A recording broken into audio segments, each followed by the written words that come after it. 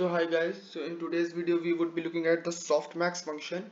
Softmax function is another activation function that we use in a most of neural networks and CNN. So in this notebook we would be looking at it only.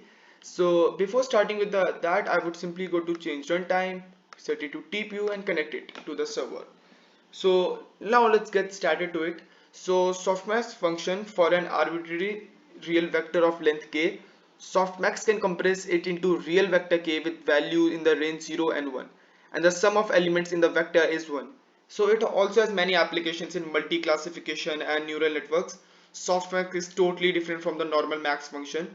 Only outputs the largest value, and the softmax ensures that smaller values have a smaller probability and will not be discarded directly. So it is a max that is soft. You can get it from the name softmax. It only outputs the big values. It ensures that smaller value would have really a very small probability and they will not be get discarded directly. So if you look at its graph, you would see that the inputs and softmax scores are really different when you compare them to another activation functions. Where you can see at a particular point, that is 0.1, the what is the value, and if you see at 15, you would see that things are really different here. So let's go down to the formula. So this is the formula of softmax function. I know this is a bit complex formula, but don't worry, when you would look at it in the defining part, it would not look that much hard. So the softmax is defined as following: the whatever variable you are taking, let that be x, so e raised to the power x, upon the sum of all the values of e raised to the power y, from where y varies from j is equals to 1 to the particular constant. So let's look at its formula implementation in this particular part. So yeah, this is where we import the matplotlib and numpy libraries. We would be looking at the keras and tensorflow implementation also, but as usual we would first take the brute force approach and simply apply it using Python. So we define the function softmax here. It takes the input x and applies softmax to an input x. So e is to x is defined as the numpy of exponential of x, and what is it is going to return? It is going to return ex plus and the sum of all the numbers from there. So I would just run this cell, and after that let's define the x and y part. This is the x and this is the y, which is softmax, and this is the numpy array that we are going to give 1035 values. And let's run this, and after that we would plot the figure. This is going to be the input series, but before going to the graph, let's look at what it is actually giving us output. So these are the output it is giving us to. For one it is giving 0.0157408. So let's look at the output series. I took the output as 0, 5, 10, 15, 20. If you look at some different output, you would realize things are going really different, was in different directions from here. So this is the only function that we usually don't define, because yeah, the function has a bit complex formula, and the mathematical implementation using the Python libraries is always a bit difficult here. So we would be looking at how we define that using TensorFlow and Keras, and make things look a bit easy.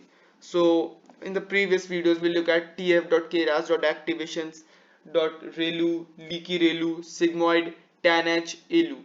I have said that so many times that I would expect that you must have got to learn that line for now.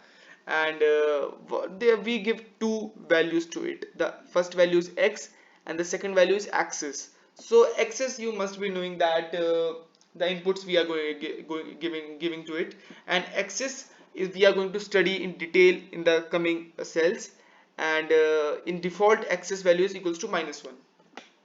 So it is also exponential linear unit. I would just remove this line because it was from the previous video. So softmax converts a vector of values to a probability distribution, as I told you. The element of the output vector are in range 0 to 1 and sum to 1. Each vector is handled independently. The axis argument sets which axis of the input the function is applied along.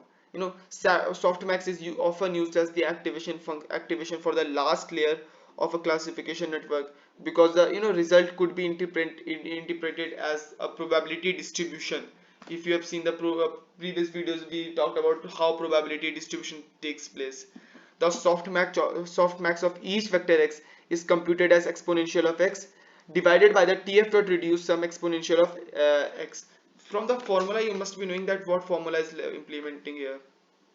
The exponential of x plus the sum of all the as sum of exponential of y, means x only. So same is happening here in TensorFlow also. They are exponential of x divided by tf dot reduced sum of exponential of x.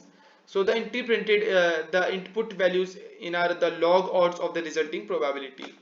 So let's run this particular function, import TensorFlow as tf, and we would define the inputs as tf.random normal, and the output as tf.keras.activation softmax inputs, and then we would get the outputs. So I would just simply run this, and as you can see, the output is as following: shape, d-type, numpy, and float.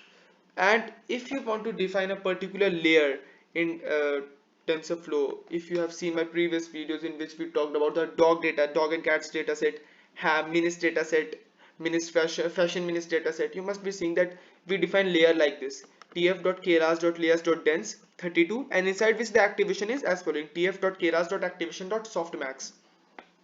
Even if you want, instead of softmax, I can simply do ReLU here, and as you can see, it's coming predefined.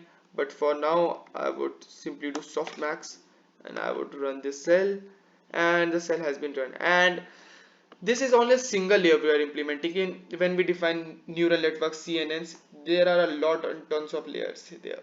So the arguments are following: the x is input tensor, axis is integer, axis along which the softmax normalization is applied, and what it returns: the tensor output of softmax transformation. All values are non-negative and sum to 1. It's obvious when we look at the formula, it's really obvious that all the values would be summing to 1.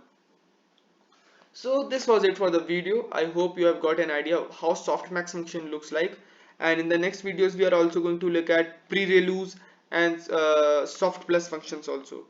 So this was it for the video. Thank you and have a nice day.